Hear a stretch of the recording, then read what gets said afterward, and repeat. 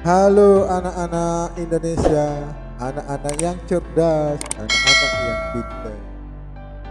Aku ucapkan selamat pagi, selamat siang, selamat sore, selamat malam bagi yang baru melihat video ini. Saya ucapkan selamat datang di channel saya, channel Sudizaro Medeva. Baiklah anak-anak semuanya, sebelum kita akan melanjutkan pembelajaran kita pada pertemuan kali ini, terlebih dahulu mari kita berdoa sesuai dengan ajaran agama dan kepercayaan kita masing-masing. Berdoa dimulai. Berdoa selesai. Anak-anak Indonesia, hari ini kita belajar di kelas 6 tema 3 toko dan penemuan, subtema 2 penemuan dan manfaatnya pembelajaran yang kedua. Jadi anak-anak sebelum ini di tema 3 ini sudah ada subtema 1, dan sebelum pembelajaran 2 berarti sudah ada pembelajaran 1. Nah, anak-anak silakan melihat videonya sebelum melihat video ini supaya pembelajaran kita berkelanjutan. Jadi itu anak-anak ya. Nah, sekarang ayo kita mulai dengan penuh semangat. Anak-anak, tahukah kamu siapakah penemu jam?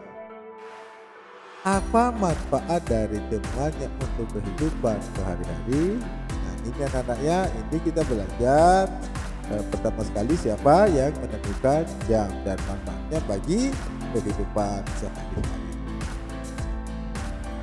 Penemuan jam mekanik. Tahun 1430, masyarakat Eropa mengenal jam yang menggunakan gas.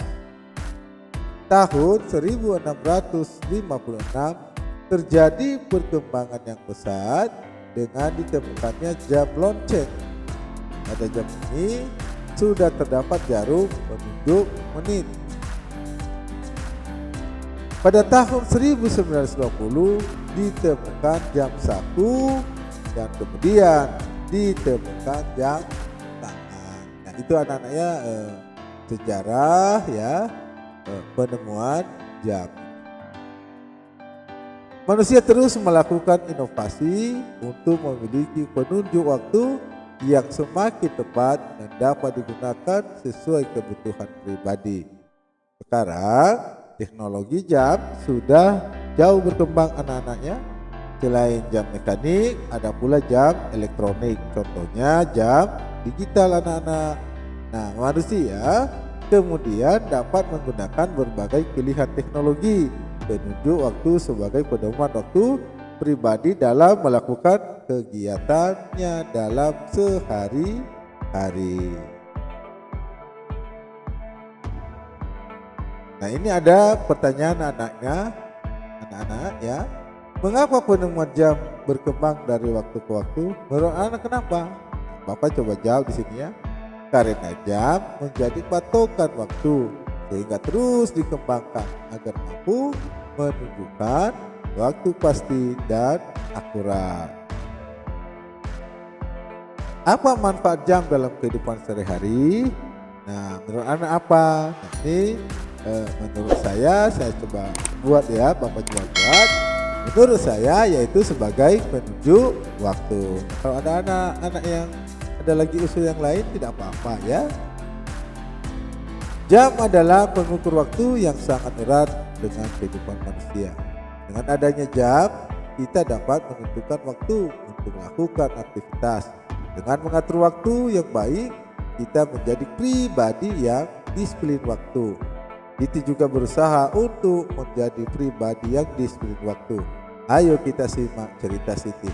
Nah, anak-anak, di sini gunanya jam itu agar kita juga dapat disiplin, ya, tepat waktu. Mari kita simak dulu cerita Siti berikut. jam membantu Siti tepat waktu. Siti selalu menggunakan jam untuk mengatur kegiatannya sehari-hari. Siti bangun pagi pukul 5. Setelah ibadah dan mandi, Siti sarapan pagi. Siti berangkat ke sekolah pukul 6. Siti berangkat sekolah dengan berjalan kaki karena jarak rumah yang tidak terlalu jauh. Siti menempuh perjalanan 20 menit. Bel masuk sekolah pukul 6.45. Siti hampir tidak pernah terlambat untuk datang ke sekolah. Ia berusaha untuk disiplin datang tepat waktu ke sekolah. Itu anak-anak Siti ya, dia menggunakan jam itu agar dia tetap disiplin waktu. Siti pulang sekolah pukul 14. Dia langsung pulang ke rumah.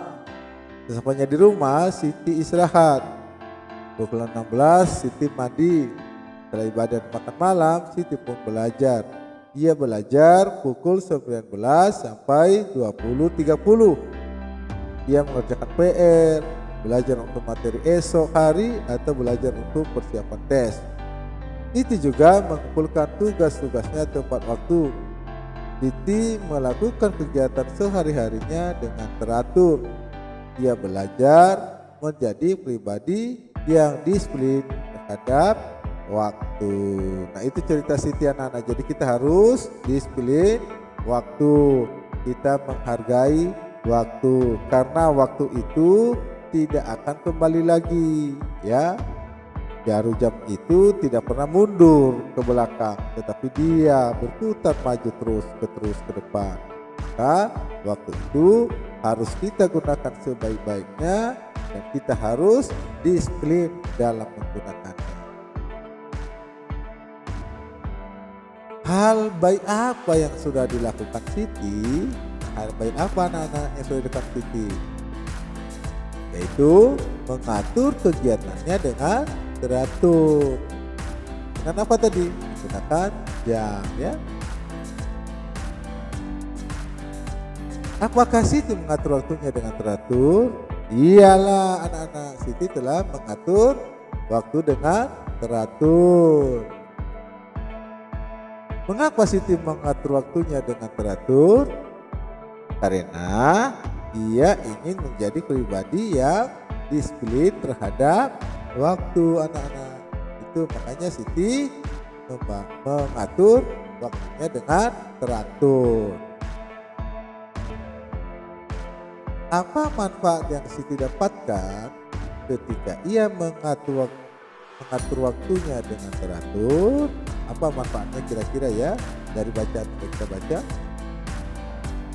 Itu ia tidak pernah terlambat datang ke sekolah maupun mengumpulkan tugas sekolah sehingga nilainya bisa meningkat.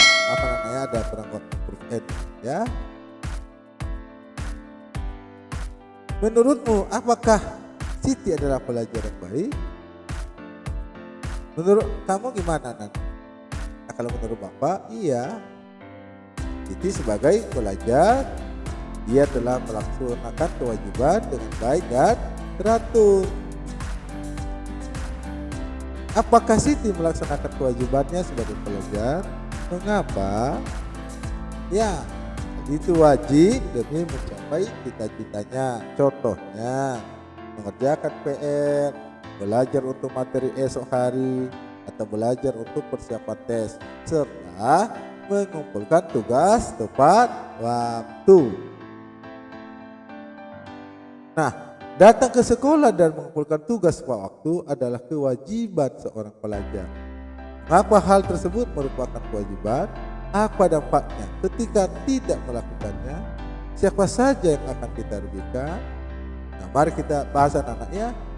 Nah, ini datang ke sekolah tepat waktu, mengumpulkan tugas tepat waktu. Ya, jika dilanggar, apa yang terjadi? Siapa yang dirugikan? Ya, kita coba cari contoh. Bapak di sini membuat contoh, ya. Datang ke sekolah tepat waktu. Hal ini termasuk kewajiban karena karena merupakan peraturan sekolah yang harus ditaati.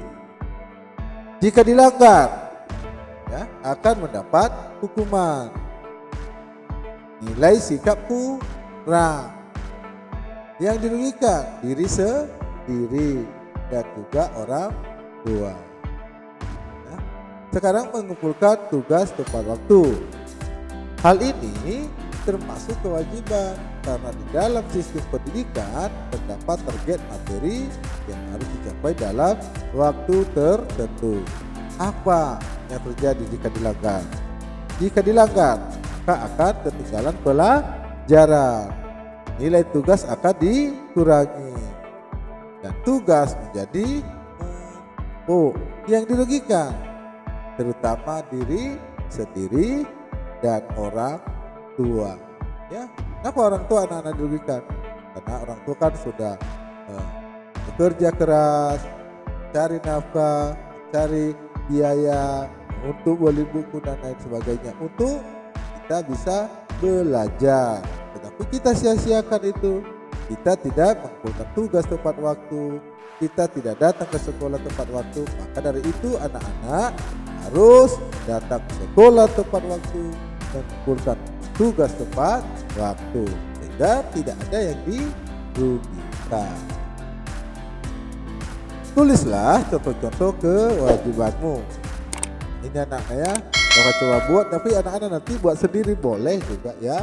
Jangan selalu bergantung pada apa yang Bapak buat. Di rumah, belajar, membantu orang tua, menjaga kerukunan antar anggota keluarga, menjaga kebersihan. Jadi itu yang merupakan kewajiban kita di rumah ya. Kewajiban anak-anak di sekolah apa saja? Datang tepat waktu, mengumpulkan tugas tepat waktu, patuh terhadap guru, menjaga kerukunan dengan teman. Kewajiban di masyarakat apa saja? Yaitu mengikuti kegiatan kerja bakti ya, menjaga kerukunan dengan tetangga, lalu menjaga kebersihan lingkungan dan tidak merusak fasilitas umum. Ya, itu anak-anak kewajiban kita sebagai anak-anak atau pelajar di rumah, di sekolah, di masyarakat. Demikian anak-anak pembelajaran kita pada pertemuan kali ini. Sebelum kita akan berpisah, mari kita akan berdoa sesuai dengan ajaran agama dan kepercayaan kita masing-masing. Berdoa dimulai.